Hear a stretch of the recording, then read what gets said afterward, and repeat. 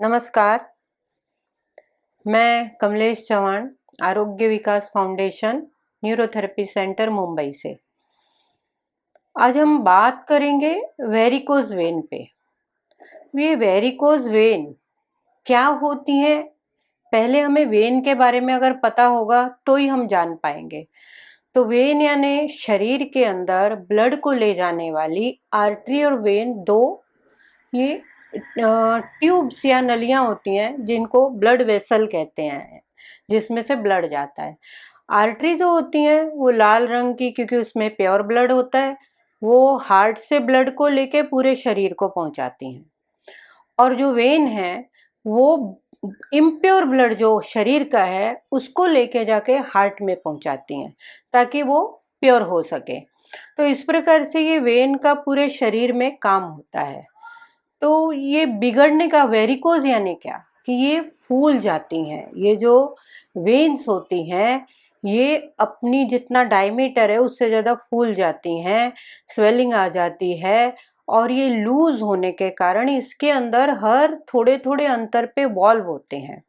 वो इस टाइप के वॉल्व होते हैं जो कि इम्प्योर ब्लड जब ऊपर जाता है तो उसको फिर वो बंद कर देते हैं, और बंद करने से फिर वो ब्लड वापस नीचे नहीं आता है और ऐसे ऊपर ऊपर जाता रहता है। लेकिन जब इसका डायमीटर जो इतना सा था वो बड़ा हो गया तो ये वॉल्व खराब हो जाते हैं, ये काम के नहीं रहते, ये खुले ही रहते हैं।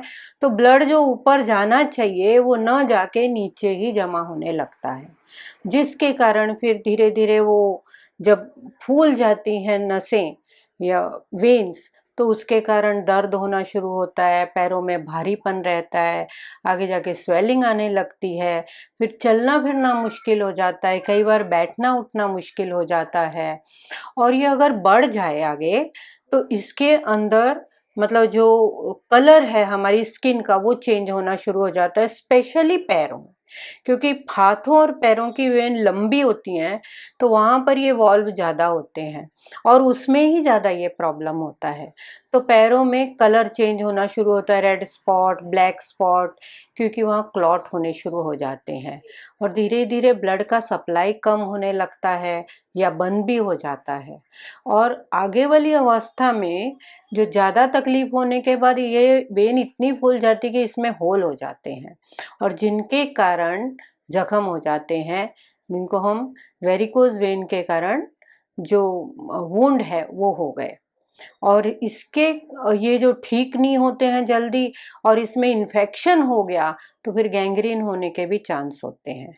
और ये होता क्यों है ऐसा? तो ज़्यादातर जो लंबे टाइम तक खड़े रहते हैं या बहुत टाइम तक एक ही जगह बैठे रहते हैं, जैसे ट्रैफिक वाले हैं, पुलिस वाले हैं या टीचर्स हैं या वकील हैं, जो बहुत टाइम तक खड़े रहते हैं, या बहुत ज़्यादा परिश्रम करने वाले, वजन उठाने वाले लोग हैं, उन लोगों के पैरों पे प्रेशर पड़ता है ज़्यादा।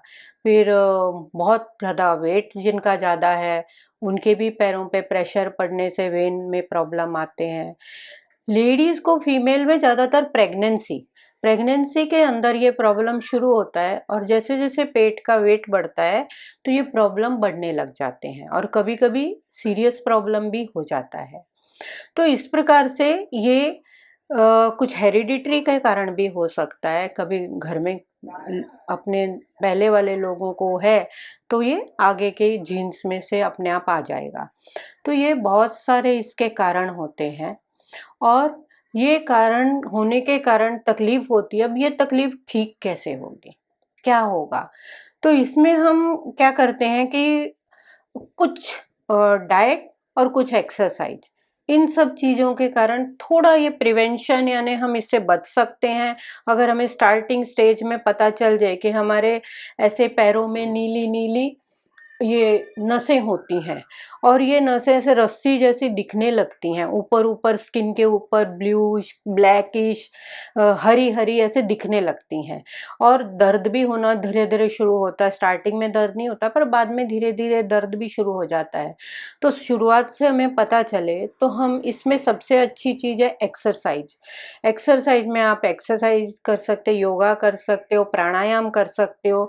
इन सब चीज़ों से हेल्प मिलती है। और चलना, वॉक बहुत ज़रूरी है इसमें, क्योंकि जितना इसमें सर्कुलेशन वॉक के कारण होगा तो ये वॉल्व और ये वेन डैमेज जल्दी नहीं होंगी।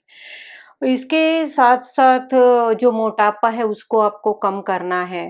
प्रेगनेंसी के टाइम पे अगर तकलीफ होती है तो लेटते, ऐसे तो नॉर्मली सभी को जिसको वेरिकोज वेन है वो लेटते या सोते समय दो पिल्लों के ऊपर पैर ऊपर करके लेटेंगे, उससे भी बेनिफिट होता है।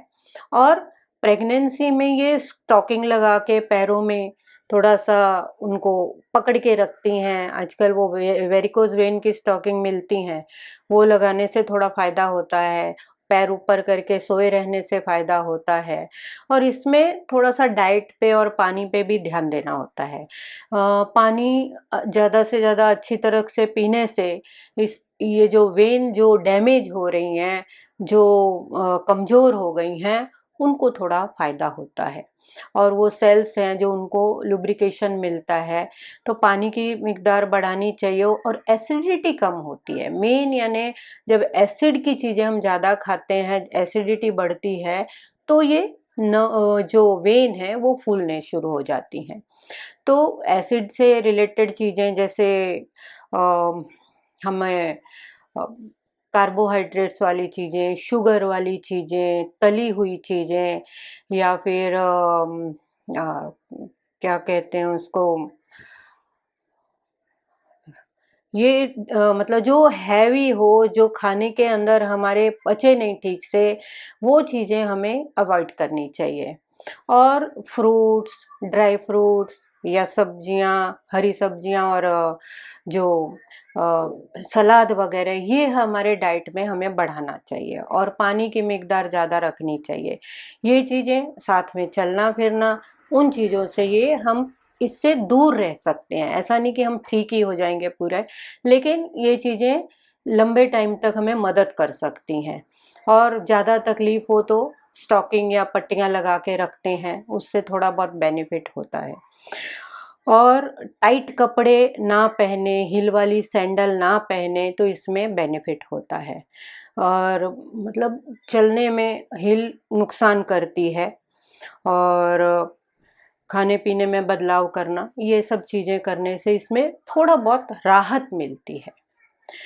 अगर आप एलोपैथी में जाते हो, डॉक्टरों को दिखाते हो, इसमें लेज़र ट्रीटमेंट है, कुछ टाइम पे ऐसी तकलीफ होती है कि ऑपरेशन भी करने पड़ते हैं।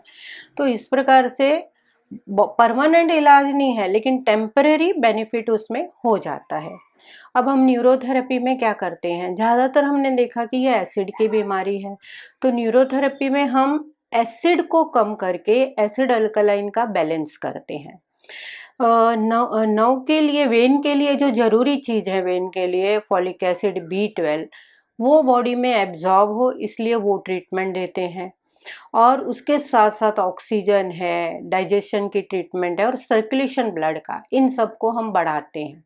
और इन सब को बढ़ाने के साथ साथ ये धीरे धीरे वेन्स जो हैं, ये धीरे धीरे इनकी जो स्वेलिंग है या इनका जो फैल गई हैं, वो धीरे धीरे कम होनी शुरू होती है। पेन्स कम होने शुरू होते हैं। और इसमें जो क्लॉट होने लग गए होते हैं, वो भी धीरे धीरे कम होने लगते, क्योंकि जो कलर चेंज हो गया था वो भी चेंज हो जाता है। और ऐसे बहुत सारे पेशेंट हैं जो न्यूरोथेरेपी ट्रीटमेंट लेके परमानेंट भी ठीक हो चुके हैं। हमारे पास ऐसे भी पेशेंट आए हैं जो लास्ट स्टेज में, जिनके बहुत ज़्यादा अल्सर हो गए हैं, कोई 12 साल के से अल्सर है, मतलब 12 साल से जख्म है जो भर नहीं रही है। एक को 15 साल से जख्म थी जो भर नहीं रही थी। और हमारे पास 1-2 महीने की ट्रीटमेंट से, जब हमने ट्रीटमेंट की, धीरे धीरे वहाँ सर्कुलेशन बढ़ा ब्लड का और वहाँ नए सेल्स आने शुरू हो गए। और इस प्रकार से धीरे धीरे वो जख्म हील हो गया। इस बात को भी 3-4 साल हो गए, वो पेशेंट बिल्कुल ठीक है। तो इस प्रकार से फर्स्ट स्टेज में ही नहीं, लास्ट स्टेज में भी वेरिकोज वेन के लिए न्यूरोथेरेपी एक बहुत अच्छा वरदान है। और इस प्रकार से आपको कोई भी तकलीफ वेरिकोज वेन की अगर है, आप प्लीज़ न्यूरोथेरेपी में आइए और ट्रीटमेंट लीजिए, आपको ज़रूर बेनिफिट होगा। स्वस्थ रहिए, खुश रहिए, सुरक्षित रहिए। नमस्कार।